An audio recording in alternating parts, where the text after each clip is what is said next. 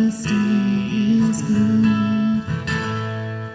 Lord, have you forgotten me? I've been praying to you faithfully, and I'm not saying I'm a righteous man, but Lord, I hope you understand. I don't need fortune and I don't need fame. Send down the thunder, Lord, send down the rain. And when you're planning just how it should be, plan a good day for me. 'Cause Lord, I hope this day is good. I'm feeling empty and misunderstood. I should be thankful, Lord, I know I should. But Lord, I hope this day is good.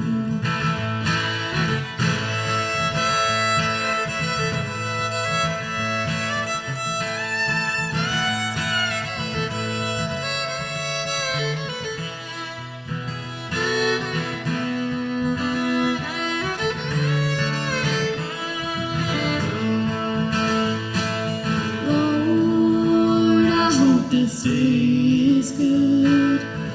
I'm feeling empty and misunderstood. I should be thankful, Lord, I know I should. But Lord, I hope this day is good. But Lord, I hope this day is good.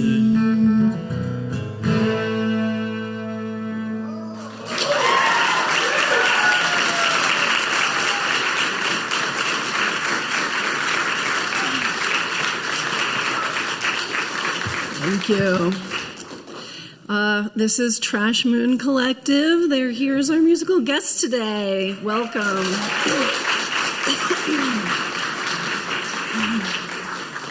Bringing me back to my Indiana roots.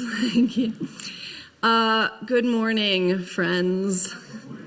I am Reverend J. Sylvan. Let's sing together now without accompaniment. We do this every week, people.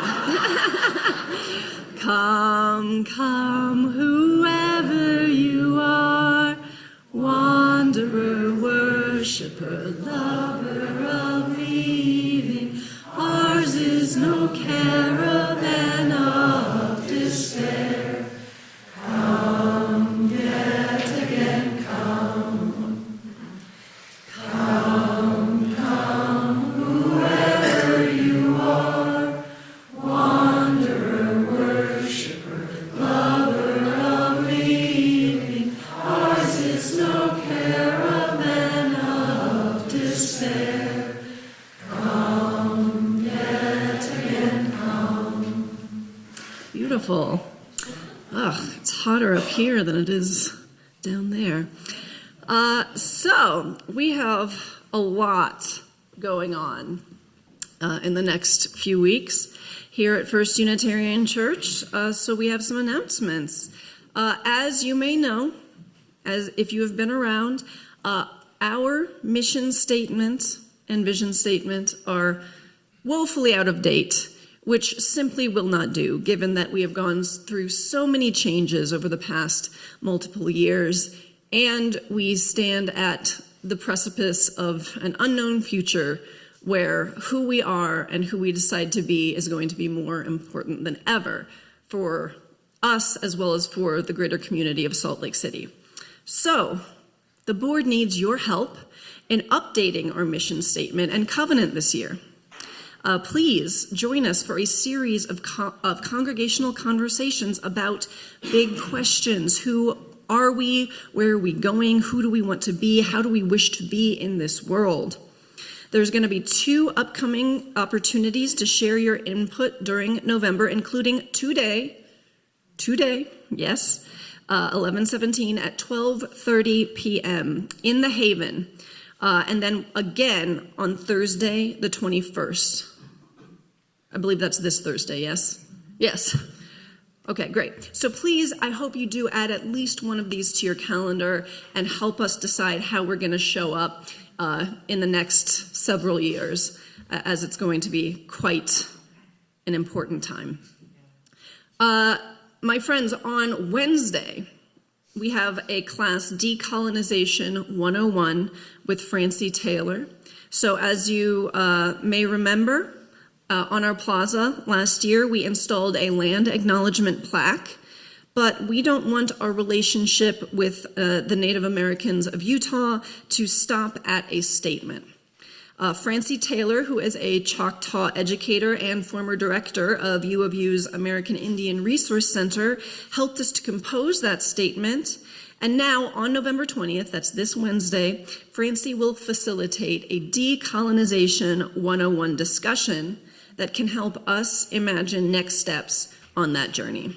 So if you are a person who is not content just to learn about decolonization, participation is limited to 25 people who are ready to make a time commitment to our church based on what we learn with Francie. And I have heard that there's only 2 spots left as of this morning.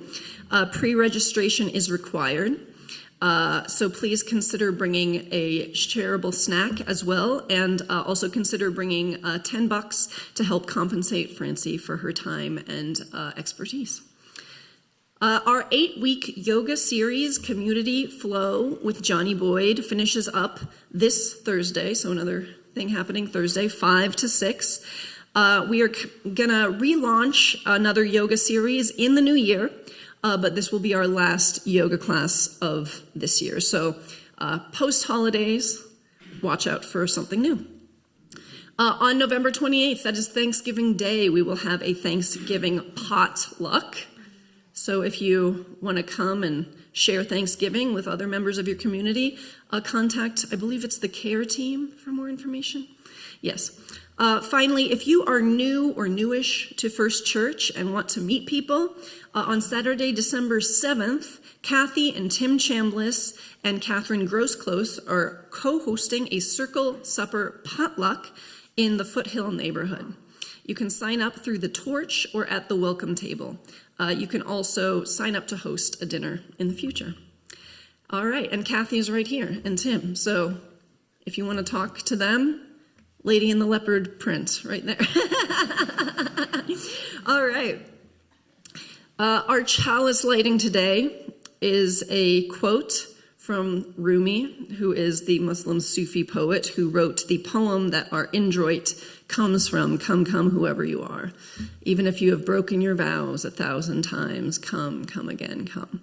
But the quote that we are going to light our chalice to is, "Yesterday I was clever, so I wanted to change the world. Today I am wise, so I am changing myself." Oh, yeah.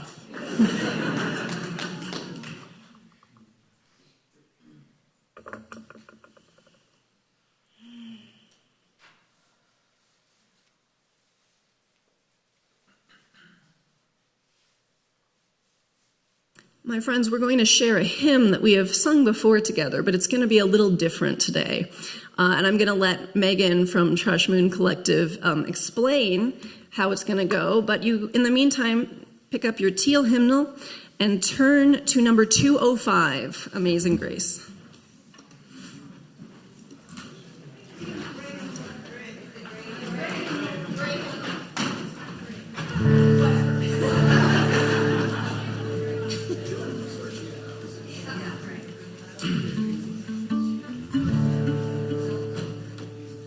Okay, so we're just going to start off with an instrumental part, and then we'll sing together. You'll see us sing. You can follow us. We're going to do this first and the second verse, and then I'm going to play again, and then we're going to sing the first verse again.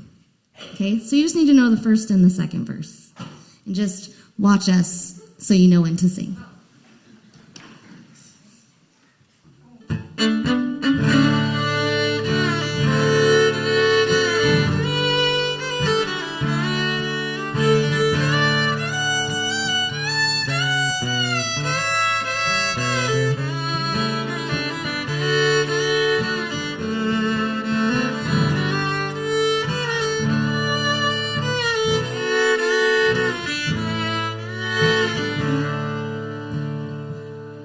Amazing grace, how sweet the sound that saved a wretch like me.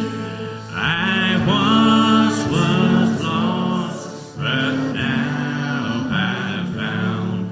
Was blind, but now I see.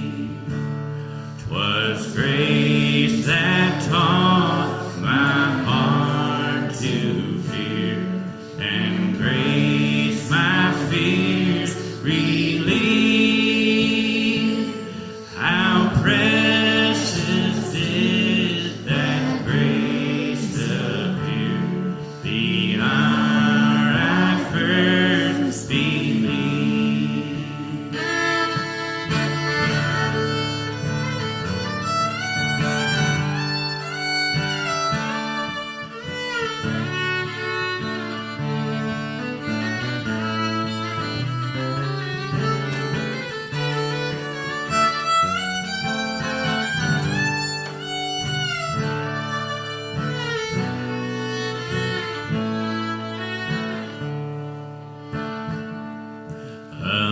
Amazing grace, how sweet the sound that saved a wretch like me. I once was lost, but now I'm found. Was blind, but now I see.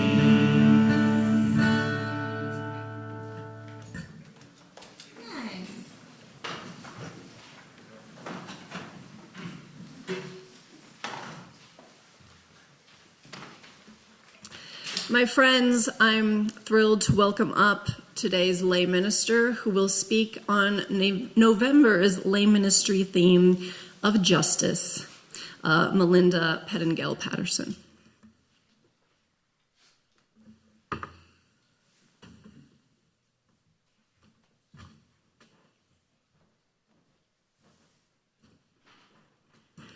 Good morning. I am a really big Harry Potter fan. One could argue that I'm the biggest, as in I could argue that. For those of you that aren't familiar with the Harry Potter saga, A, I'm so sorry that happened to you. And B, it's the story of an orphan boy who's been abused and neglected his entire childhood, and at age 11 finds out he's a wizard. And like so many powerless children before him, is now tasked with saving the entire wizarding world. There's more to it, but you get it. Small children responsible for saving the world, usually at their own peril. If you are familiar with the Harry Potter story, you might also have heard some about its controversial author, JK Rowling. A domestic violence survivor, once single mother living on welfare, turned fierce feminist icon, and now transphobic, anti-trans rights advocate. Whew. Talk about a legend on the dangerous and painfully wrong side of history.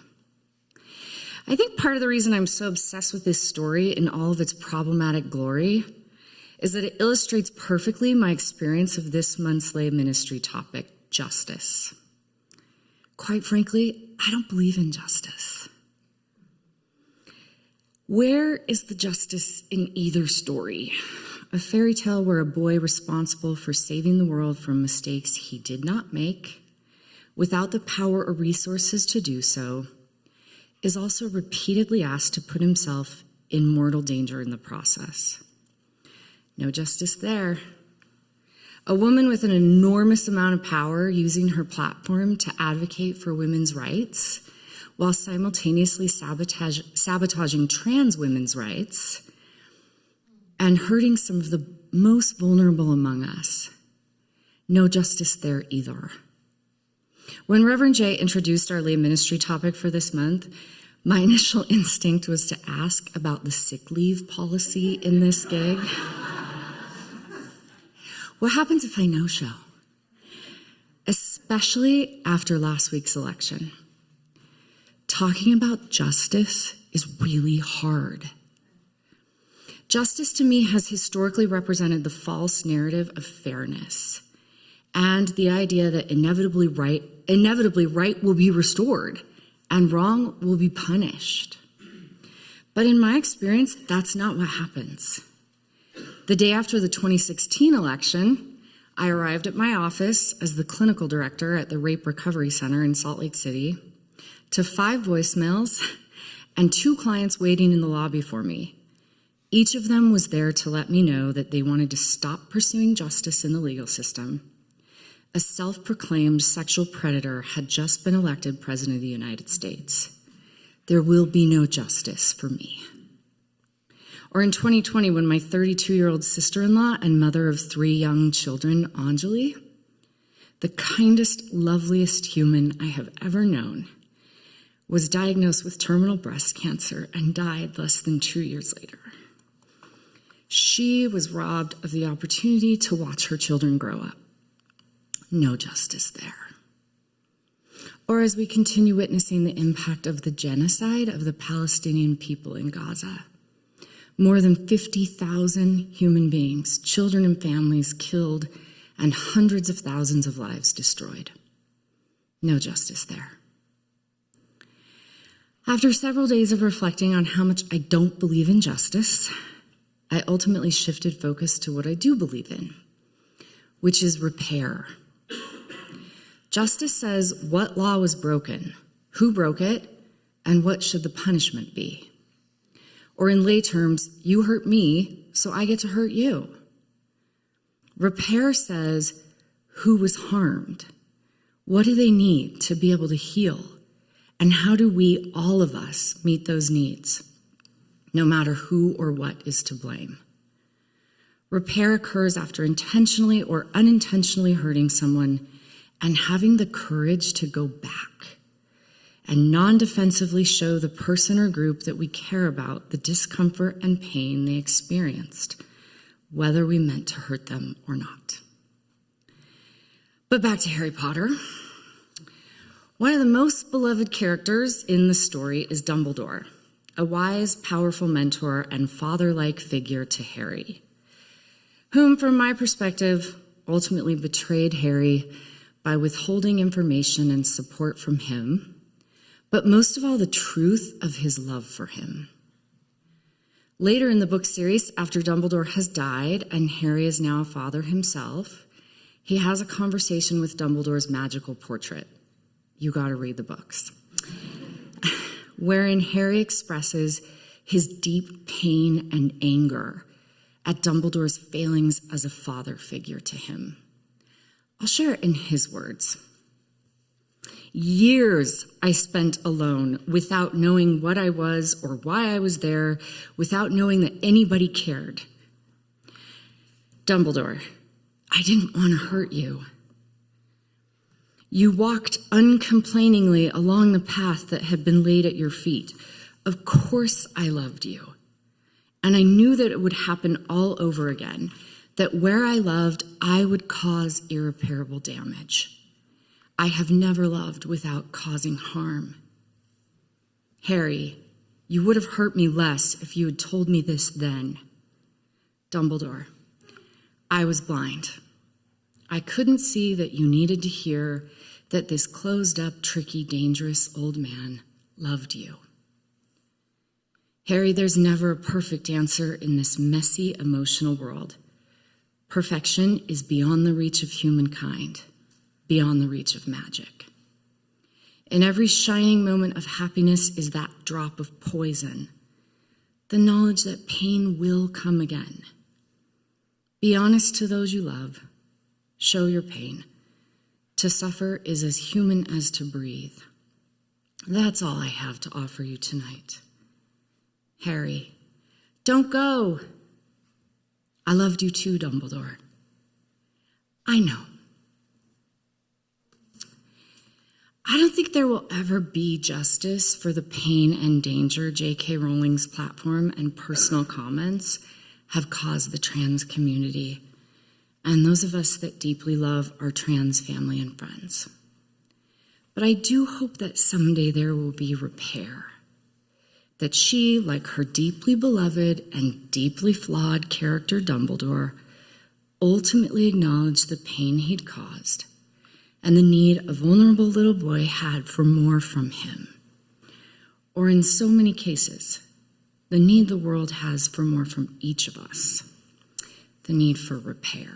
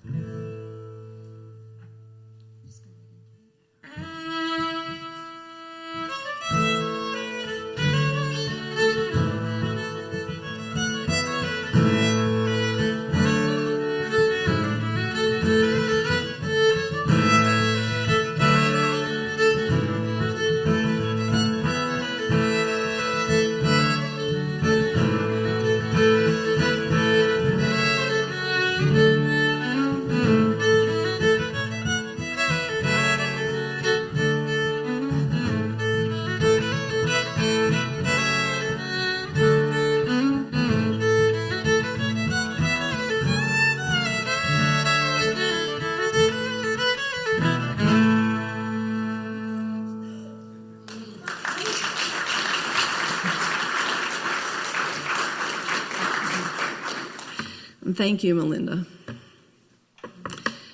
I never read Harry Potter. Sorry. So somebody, if you've been here when I've done the meditation before, you may have done the Buddhist loving kindness meditation with me. Basically, it's you think of a series of people, starting with somebody who you know very well and love very well, and you wish them happiness. You say, may you be safe, may you be happy, may you be healthy, may you live with ease. And you can keep picturing people farther and farther away from you until you get to somebody that you actually don't like, actually maybe hate, right? And then you wish them, may you be safe, may you be happy, may you be healthy, may you live with ease. And then you picture the whole world. And you say, may you be safe, may you be happy, may you be healthy, may you live with ease. And so I didn't invent this. This is a metta meditation or loving kindness meditation with a deep and rich history.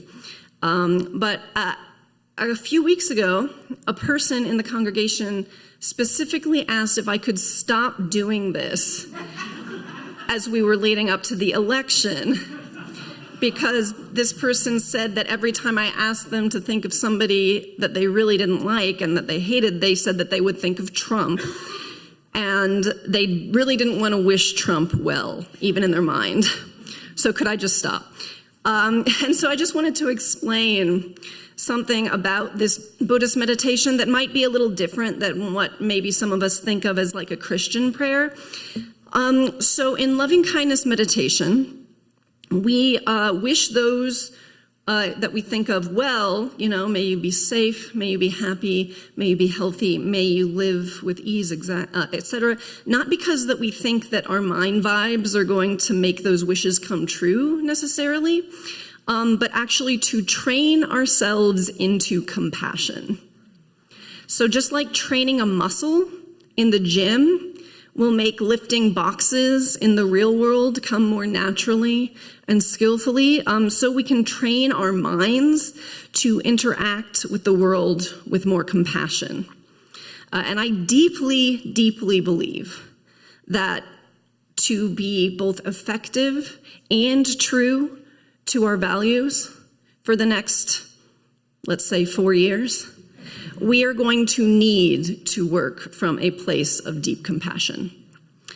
So also, I personally, when I'm doing loving kindness meditation, which I try to do every day, I try not to think of celebrities in general, because, and it's not because I think that they're too evil to be redeemed or anything like that, but I think that just celebrities are abstract. to us. And compassion really needs to be a lived, visceral thing.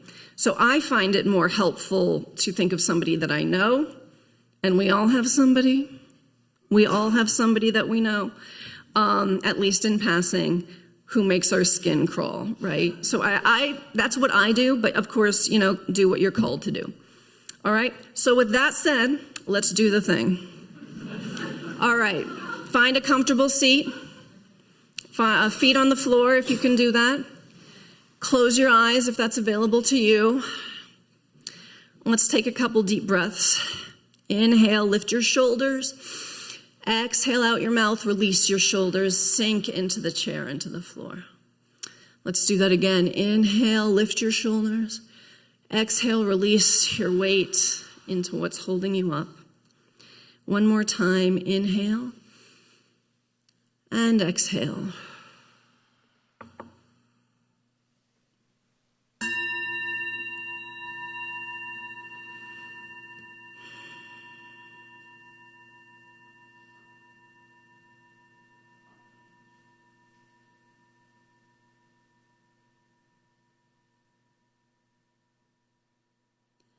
And now in your mind's eye, picture someone you love. No question at all, you love this person. Picture what they're wearing, picture their facial expression, and say silently to them in your heart, may you be safe, may you be happy, may you be healthy, may you live with ease.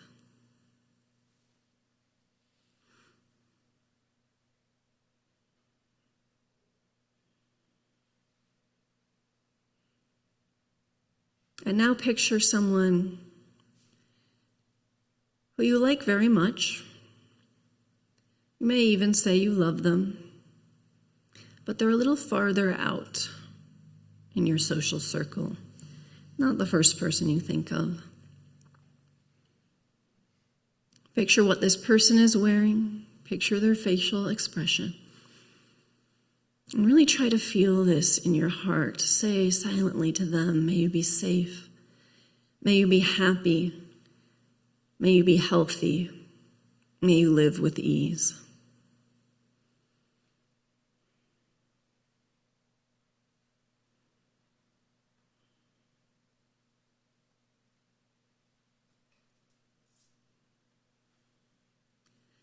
And now picture someone who seems fine. You don't know them very well, but they don't seem overtly offensive. Picture what this person is wearing, picture their facial expression, and say silently to them in your heart, may you be safe, may you be happy, may you be healthy, may you live with ease.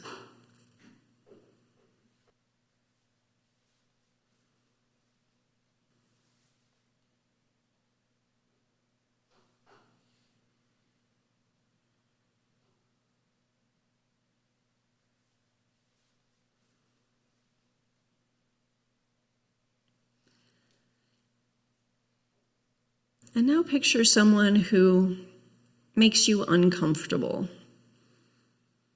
Maybe it's somebody you've had a falling out with, or maybe somebody who has a very wrong opinion. Picture what this person's wearing, picture their facial expression. And again, really try to feel this in your heart. Say to them silently, may you be safe, may you be happy, may you be healthy, may you live with ease.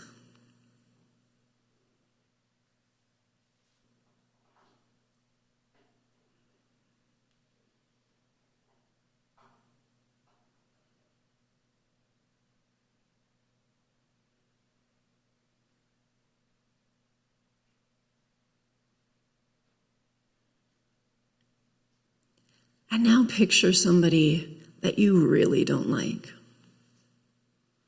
That person makes your skin crawl. Someone who you absolutely would not choose to be in a room with if you could help it. Picture what this person is wearing, picture their facial expression, and say silently to them in your heart, may you be safe, may you be happy, may you be healthy, may you live with ease.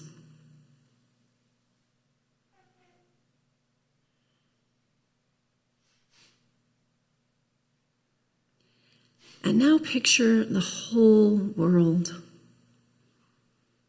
7 to 8 billion people. All that pain, all that joy, all that fear, all that love. Try to hold all of that suffering and all of that happiness in your heart. And say silently to the world, may you be safe, may you be happy, may you be healthy, may you live with ease.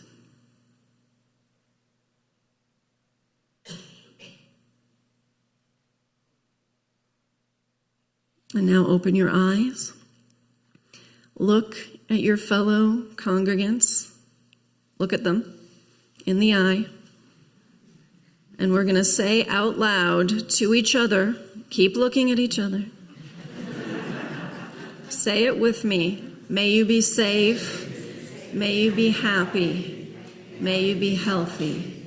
May you live with ease.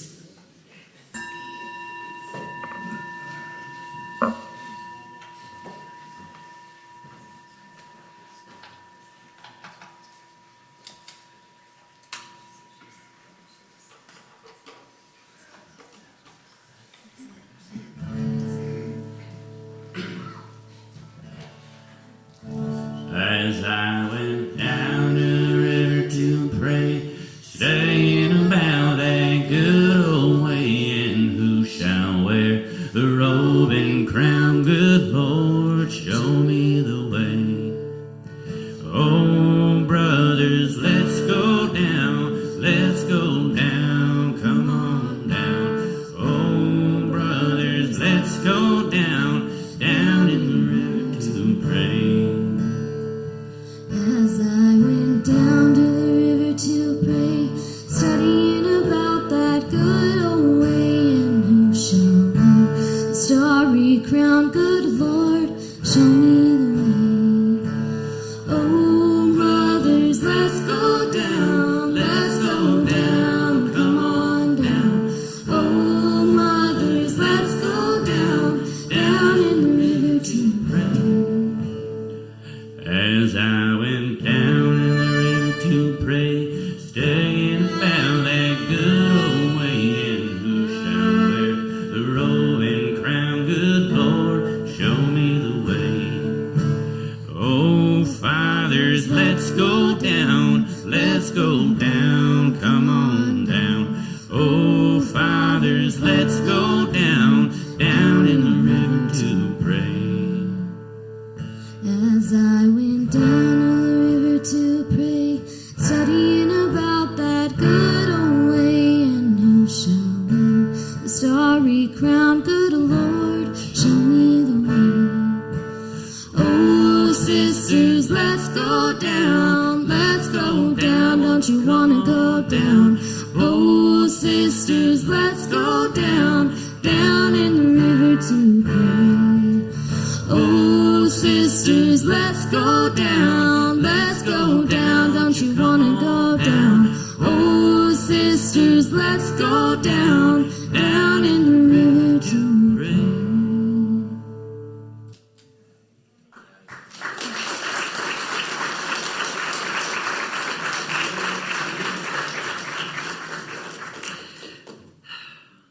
Oh, we give thanks to this precious day, for all gathered here, and those far away, for this time we share, with love and care. Oh, we give thanks for this precious day.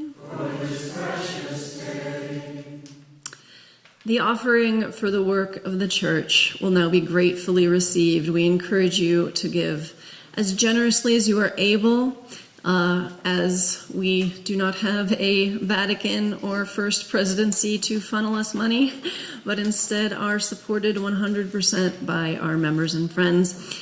And as the plate goes around, we also encourage you to take this time to greet one another, especially if you're new.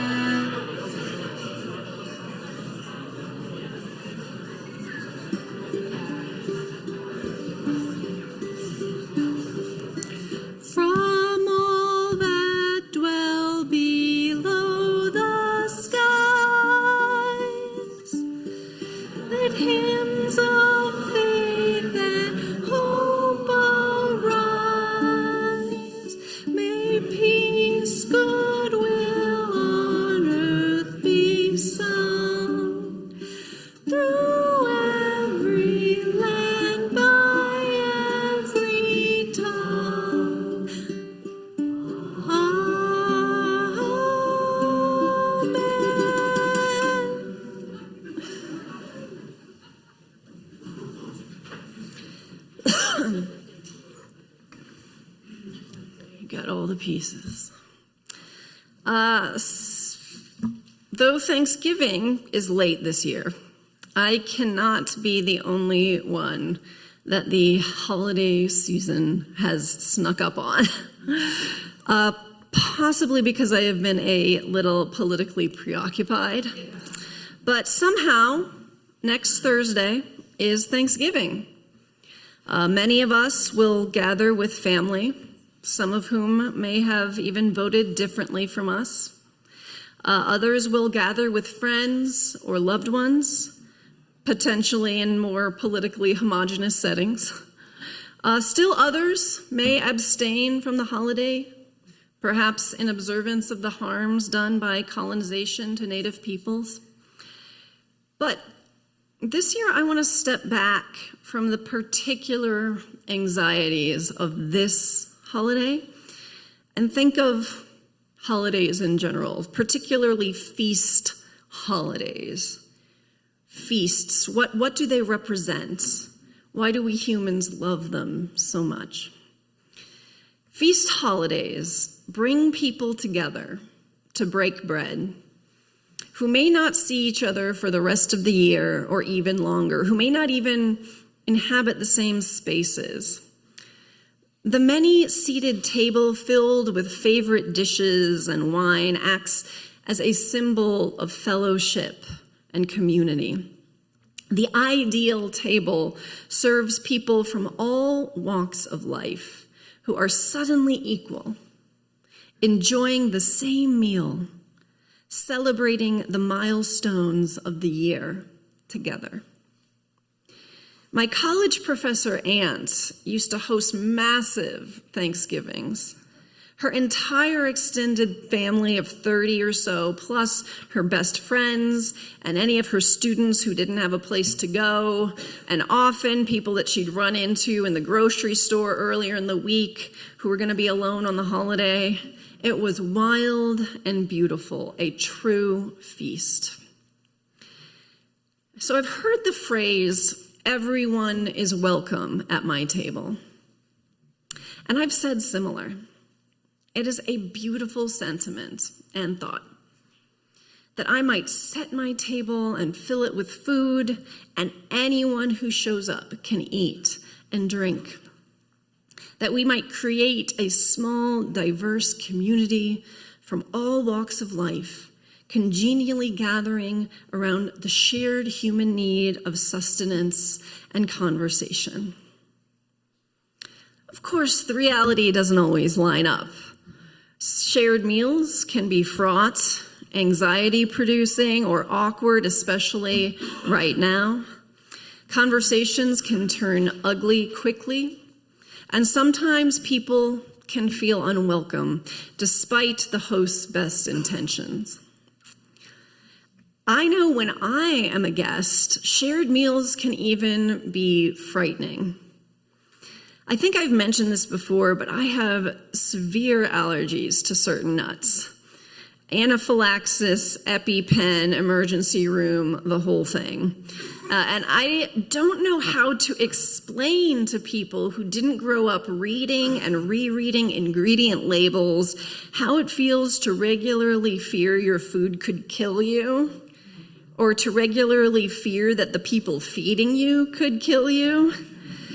I think it's just something that you can't really get unless you've lived it.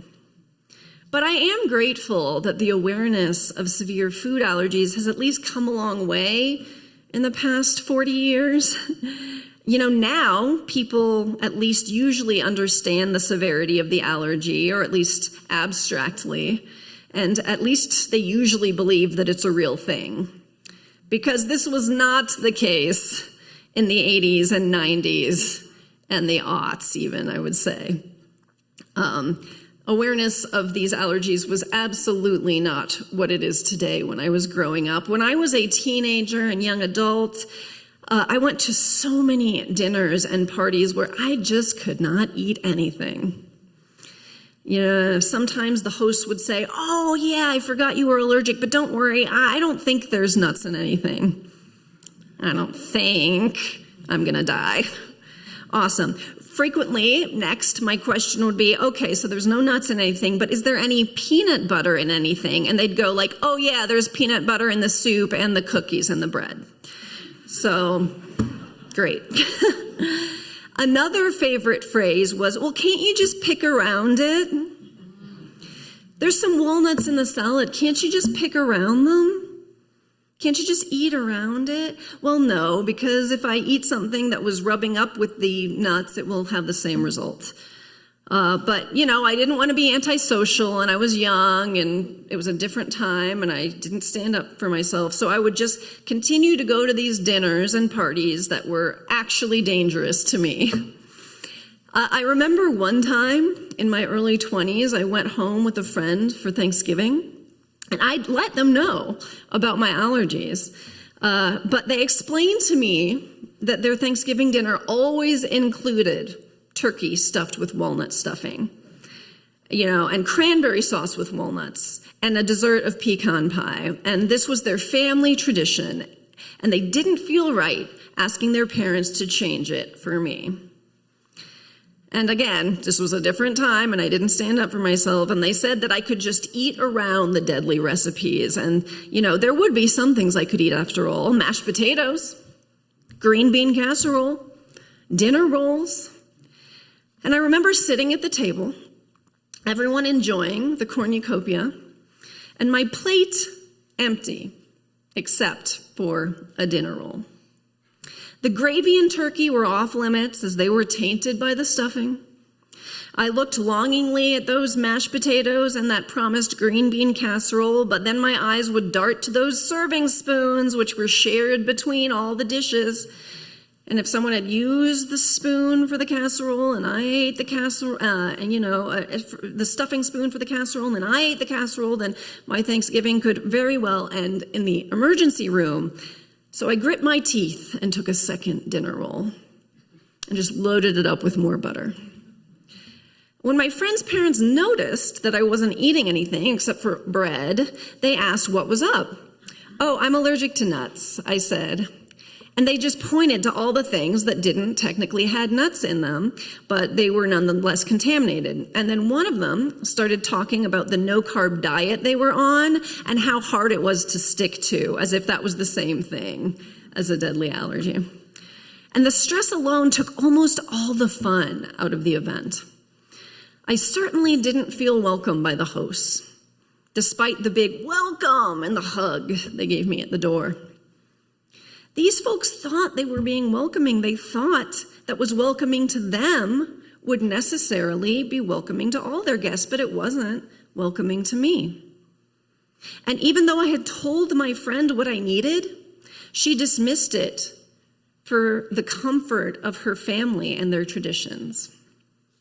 It made me feel unvalued, unworthy, isolated, and eventually even resentful.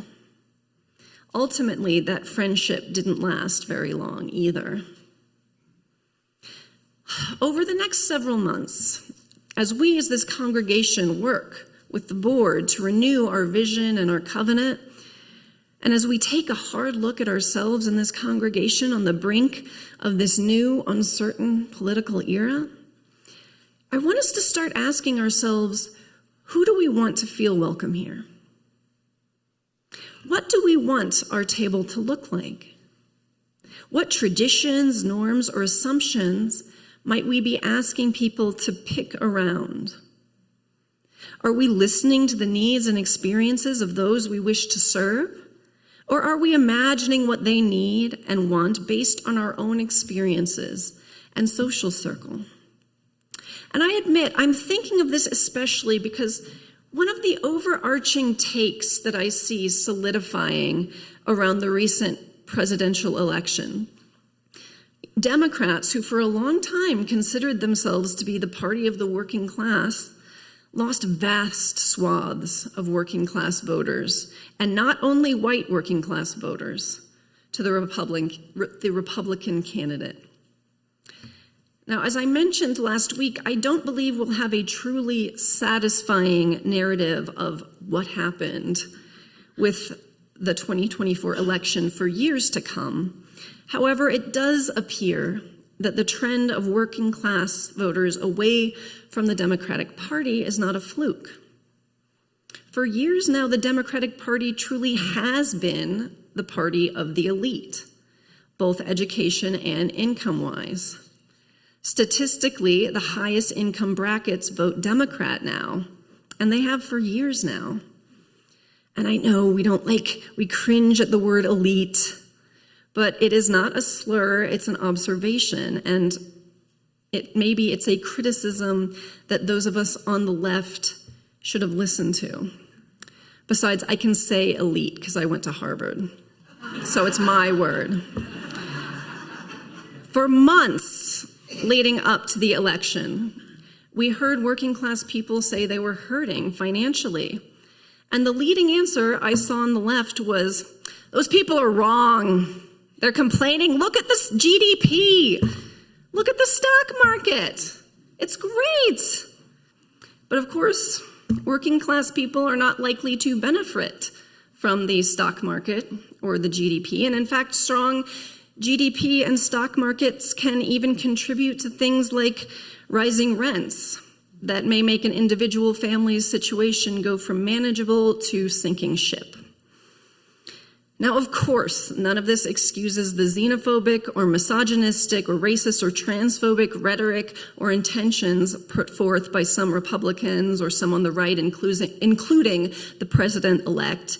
And call me idealistic, but I believe it is actually possible to support many marginalized identities at the same time, including immigrants, women, BIPOC people, LGBTQ people, and working class people. But after the shock of the election, I see many Democrats and many on the left now asking, are progressives serving the people that they think or say they are serving? And as my overactive immune system can testify, you can set the table and open the door. But if you won't listen to the real needs and experiences of the people that you want to serve, don't be surprised when you find your table filled only with people very much like yourself. Now, I don't bring this up because I want us to try to fix the Democratic Party or American liberalism. We have a somewhat diverse body of people here. I don't suppose everybody identifies as a Democrat or even a liberal, but we do lean leftward, let's say. And I want us to think seriously about how this issue manifests right here in this congregation and in our relationships with our city and our neighborhoods. Yeah, I know. Reverend J is on about small local action again, but that is because this is where we actually have the most power and influence. This is where we can make a real difference in the world. And I want us going into next year and the next few years to be able to say that we are serving the people that we say we are. Our own Marita and Bernie Hart were on the news this week. I don't know if anybody saw this. Did you see it? Oh, check it out. It's on what is it, Fox 13? Is that the local one? The local Fox station? I don't know, whatever. But they did a news story about their street Tai Chi program, which has been going on for, I think, 10 years. And has grown, and it's a free Tai Chi program for unhoused people, and it's grown so much that now unhoused people actually lead the Tai Chi. And I love what they have been doing with this, because the reason it works is because they actually talk to the people that they serve. They actually listen to them, and not just to a consultant or a nonprofit claiming to represent their interests, but the actual human beings. That's how they know what they need, and that's how this program has grown to serve scores and scores of unhoused people every week. Our environmental ministry team is also great at this. When we have worked with the Northern Band of the Shoshone to plant trees and decolonize the land, that project grew out of that relationship. We took their lead, and I hope we can continue to do so. So I know we can do this. This is not a leading question. It's not like I think, oh, we're not listening to this specific group or whatever. I'm just These are things I'm thinking of, right? I know we can do this because we have done this. And, it is this type of direct relationship-based work that will make the most difference in the years to come. I truly believe that. Rumi said, "Yesterday I was clever, so I wanted to change the world. Today I am wise, so I am changing myself." And I admit that I remain a little clever, my friends. I believe that we may still change the world. And I also believe that we cannot hope to change the world if we do not first reflect honestly upon our own behavior and change what needs changing so that our actions align with our values. I'm not talking about navel-gazing self-improvement that we do to boost our egos. I'm talking about deep reflection and writing like with the WR, shipwriting ourselves and actions to be in alignment with our deepest values. That yoga yoking I'm always going on about. I believe that when practiced not in service of the ego, but in service of the world, self-reflection is vital to creating the world we want to see. Our bodies, our individual lives are microcosms of our impact on our communities. Our families and our congregations are microcosms of our impact on our cities, and our cities are microcosms of our impact on the world. Over the next year, we will feel a lot of fear and anger. Those emotions will be justified to varying degrees, but those emotions also tend to bring out the very worst in people. I'm talking hatred, demonization, vindictiveness, even violence. This is why I do loving kindness meditation. I cannot hope that my actions will ripple out to create a more compassionate world if I am seething with hatred. But if I begin building a world from love, first in my own body, then in my own relationships, then in my own city, there is the hope. Our community is going to be more important than ever in the coming months and years. We have this gift now of time to clarify who we are, who we want to serve, and how we want to be. As we work with the board over the next couple of months to vision our collective identity and place in this changing world, I ask us to keep these questions in mind. Who do we want to be serving? Are we serving who we think we are now? Could there be people here now or who might want to be here now who the larger group might be asking to pick around traditions that may be comfortable because they're familiar, but maybe don't even serve us and who we want to be anymore?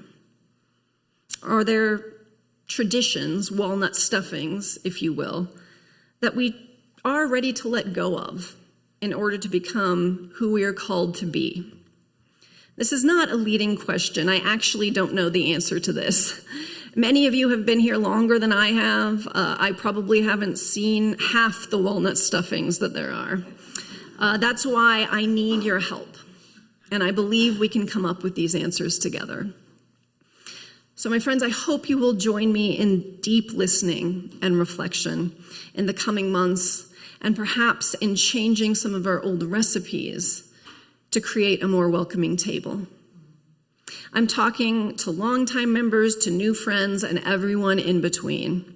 We need all of your perspectives to become as strong as I know we can be. Share your voice. I, for one, promise to listen.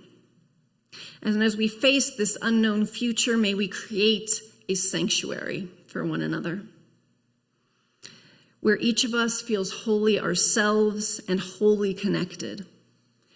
When we do this, we will know that no matter what is to come, we will continue to hold one another up, to move forward, and to create the world we know is possible, starting here, within these walls, and moving outward, until we see our love touch and change the world. May it be so.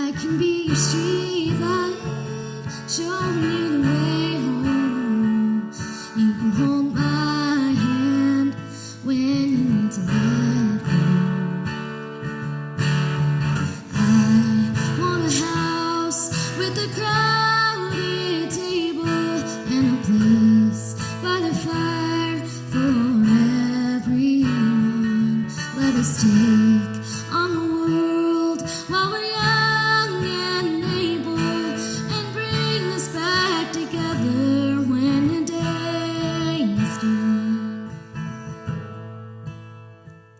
If we want a garden, we're gonna have to sow the seed, plant a little happiness, let the roots run deep. If it's love that we give, then it's love that we reap. If we want a garden, we're gonna have to sow the seed. Yeah, I want a house with a crowded table and a place by the fire for everyone. Let us take on the world while we're young and able, and bring us back together when the day is done. The door is always open, your picture's on my wall. Everyone's a little broken, and everyone belongs. Yeah, everyone belongs. I want a house with a crowded table and a place by the fire for everyone. Let us take on the world while we're young and able, and bring us back together when the day is done, and bring us back together when the day is done.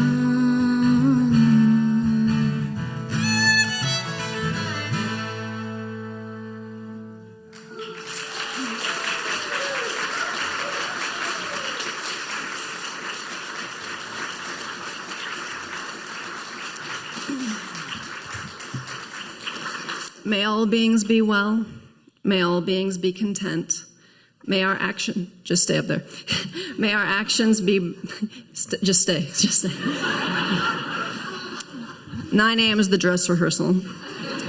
May all beings be well. May all beings be content.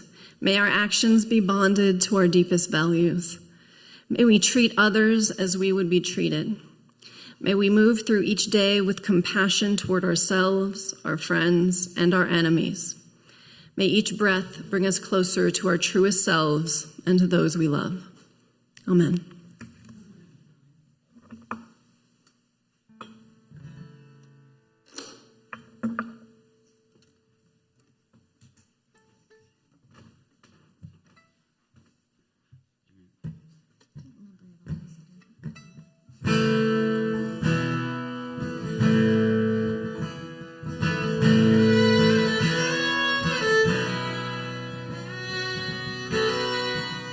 I'm so close to you now, but I'm so far away.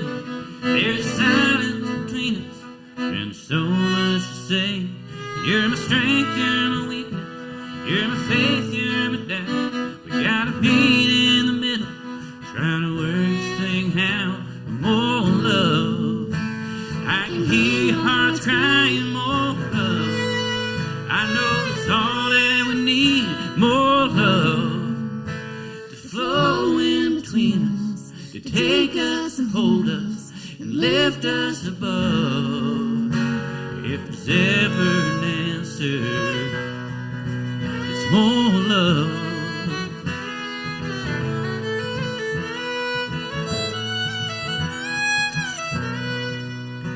We're afraid to be idle, so we fill up the days. We run on a treadmill, keep slaving away, till there's no time for talking about troubles of mine, and the doors are closed between your heart and mine. More love. I can hear your heart crying, more love. I know it's all that we need, more love. Flow in between us, to take us and hold us and lift us above. If there's ever an answer, it's more love.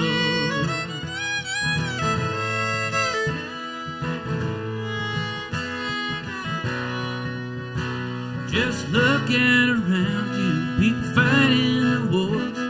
They think they'll be happy when they settle the scores.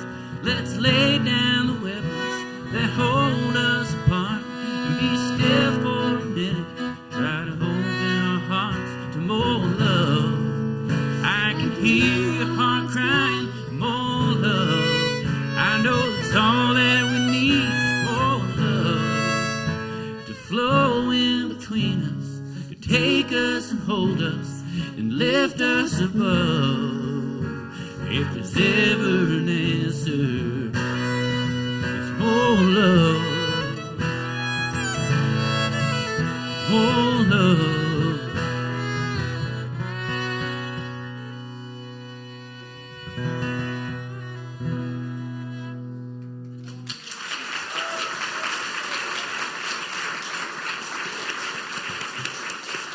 Let's give a big thank you to Megan and Don from Trash Moon Collective.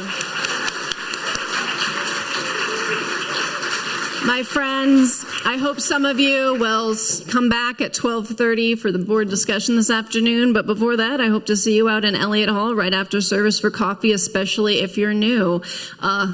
Get out of here.